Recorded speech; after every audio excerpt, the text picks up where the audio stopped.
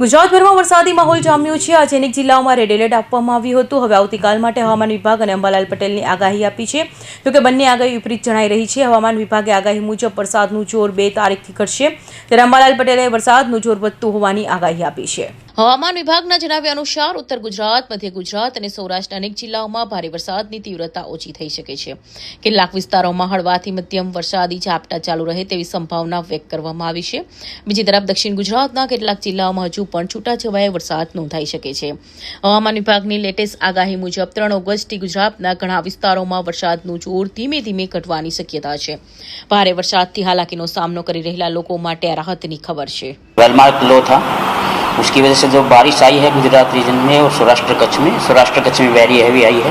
Highest जो बारिश आई है 182 mm आई है मोरबी में, सुरेंद्रनगर में 162 आई है। गुजरात रीजन में भी हैवी रेन आई है, 112 मिलीमीटर अपना वलसाड़ में आई है।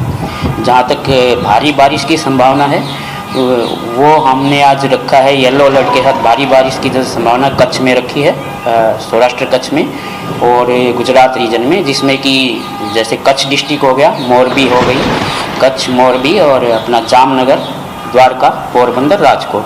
इसी तरह अगर गुजरात की बात करें, गुजरात रीजन की, तो नॉर्थ गुजरात में रखी है, जिसमें बनासकांठा है, पाटन है, साबरकांठा, महसाना, अरावली इत्यादि है।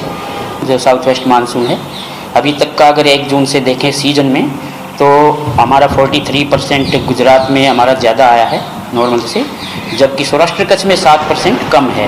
ओवरऑल अगर स्टेट की बात करें तो लगभग 21% हमारा ज़्यादा रहा है अभी तक सीजन में। जुलाई की बात करें तो जुलाई में लगभग 63% हमारा गुजरात रीजन में ज़्यादा रहा है, 9% सौराष्ट्र कच्छ में रहा है। ओवरऑल बात करें तो लगभग 40% के आसपास हमारा एक्सेस में रहा है जुलाई।